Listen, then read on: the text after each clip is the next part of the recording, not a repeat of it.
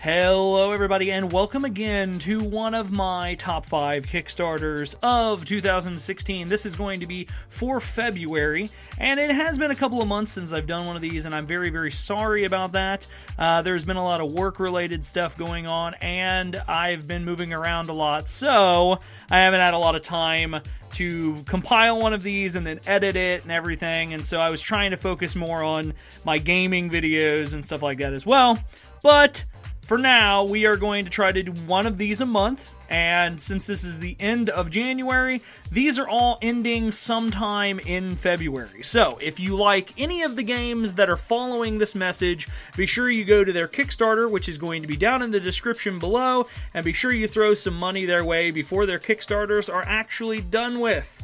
So, without further ado, we will jump directly into the first game on our list.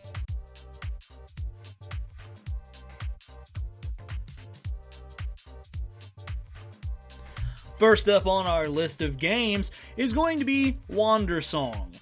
Side-scrolling games are a dime a dozen anymore, and with so many out there, it's hard to stand apart from the crowd. Wandersong, however, is trying hard to do that with their idea of using music and singing to not only interact with your environment, to change things, but also allowing you to manipulate your surroundings to help you out as you proceed through the game. With a world populated by very colorful and interesting characters, this is one side-scroller that I think you should give a little attention to. Allowing you to use song throughout the levels really allows you for a freedom to learn new notes and to try to do different things to accomplish your goals throughout the level.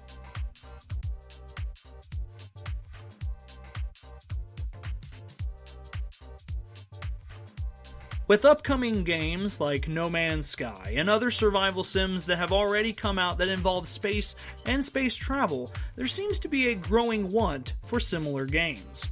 Planet Nomads puts you in the shoes of someone who has crash-landed on a planet, and in order to survive, you must build, explore, and try to get yourself off of the planet.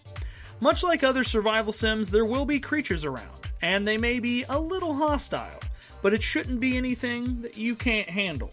With procedurally generated planets, no two games will be the same either, making for a high replay value for this title.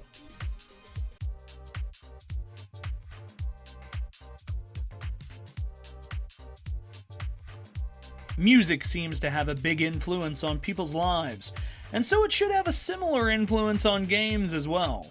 Throughout the history of games, there have always been epic soundtracks to go along with them, and with Delta Legend, Gut Game Studios are going to introduce you to a world that you may not know, the world of the blues.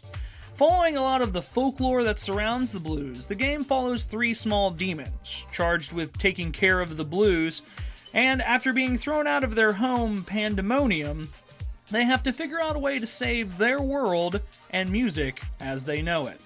Promising some intriguing gameplay and an amazing soundtrack, I'm really keeping my eye on this one.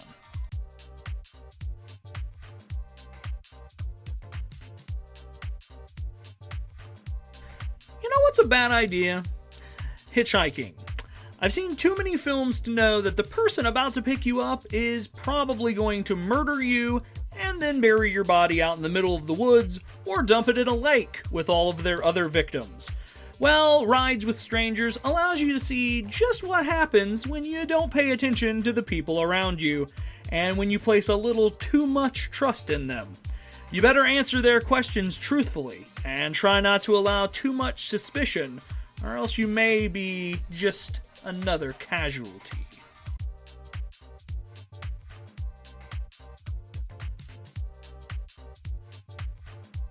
Nightmares. Most people have them from time to time, and sometimes they can feel almost too real.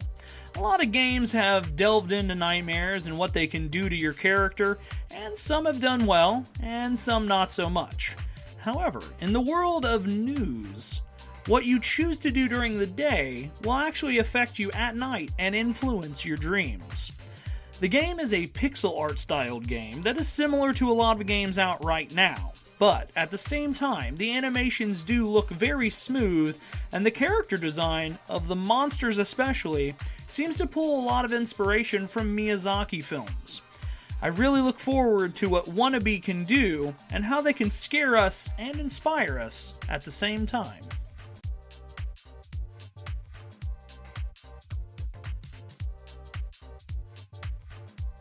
The name made me click on it, but the premise kept me around, and now I actually really want to play this game. Take games like Scattergories and Pictionary and combine them with the naughty world of Cards Against Humanity and games like that. Basically, to play the game, you get a group of people together, and then using the cards provided, you have to get them to guess what each thing on your card is without using one of the words listed below the object. It looks challenging and a hell of a lot of fun. I highly recommend a game like this, especially if you have a large group of people and you really want to torture your friends into saying things that they might not normally say in public. I would just like to take this time to thank you guys very much for watching the video, and also thank you guys very much for checking out some of the games involved. If you guys think that I may have overlooked a game in February, definitely leave a link in the comments below and I'll check it out. And not only that, but other people may as well. Also, if I get an overwhelming amount of people telling me that I have missed something, I may do an amended video later on in a month. I'm going to try to do these at least once a month, as I have said, and hopefully I'll be able to keep this schedule this time instead of just randomly skipping out on these. So thank you guys very much for joining me. Remember to hit that like button, comment, and of course subscribe. I am Flog, and are you gaming? Well, you should be. So get out there, guys. I'll see you in the next one. There, I've got a stripper. Over there, I've got things I need to click on.